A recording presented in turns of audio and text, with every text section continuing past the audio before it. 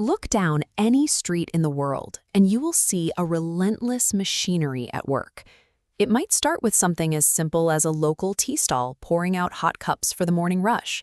Walk a few doors down, and that machinery scales up to a technician carefully replacing microchips on a dead smartphone motherboard.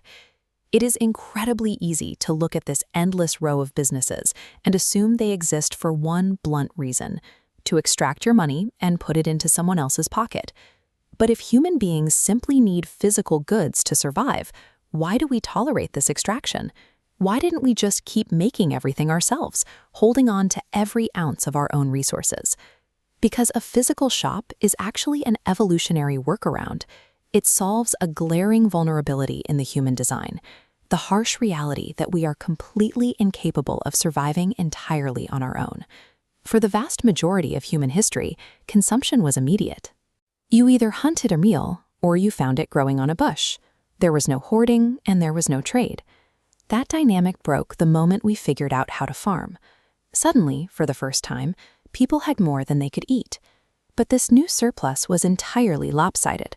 One family might harvest an enormous pile of wheat, while their neighbors had an overflowing supply of milk. To fix this imbalance, early communities developed direct exchange. I hand you my extra grain, you give me your extra milk. This simple swap bypassed the limitations of individual labor. It proved that trading what you have for what you lack was the most efficient way to stay alive. As populations swelled, our needs grew far too complex for anyone to master everything, so we had to divide the labor. Entire groups dedicated their lives to singular, intense trades. You needed specialized tools and blistering heat to forge iron into reliable plows and horseshoes.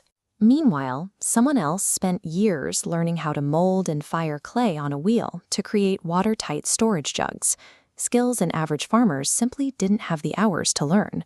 But this created a massive logistical nightmare. If your iron plow broke, wandering aimlessly through a sprawling settlement trying to find the one person who knew how to fix it was a terrible waste of daylight and energy. The specialists realized that if they stayed put in a single, highly visible spot, the people who needed them wouldn't have to search. By anchoring themselves to one predictable geographic coordinate, they eliminated the friction of discovery. That permanent location is the physical blueprint of the very first shop.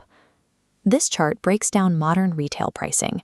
We see a base block showing a shopkeeper buying an item for 100 units, next to a larger retail block where they sell it to you for 130. It is tempting to look at those extra 30 units and assume it represents pure greed. But the margin isn't pure cash in their pocket. That slice instantly splinters off to pay for the machinery of the location itself, renting the building, keeping the lights on, paying the staff, and covering the taxes. What you are truly purchasing when you pay that slight premium is the immense volume of time you saved by not having to source the raw materials, build the item, or track down the manufacturer yourself. That razor-thin fraction remaining at the very top is the profit. It is a structural necessity, the systemic reward the shopkeeper earns for actively solving your convenience problem. That exact same matrix of identifying a problem and offering a geographically fixed, convenient solution is how the modern world was constructed. As communities expanded into bustling towns and cities, those small single-trade windows scaled into structured storefronts, organizing an enormous variety of goods to serve thousands of people at once. Today's colossal tech startups and massive online marketplaces operate on that identical logic.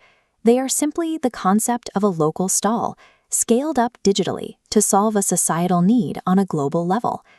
So when you hand your money across a counter, you aren't actually losing anything. You are participating in a mutual exchange of value. The next time you walk past the businesses lining your street, look past the signs and the price tags. You are looking at living nodes in a thousands-year-old network of human trust, ingenuity, and survival.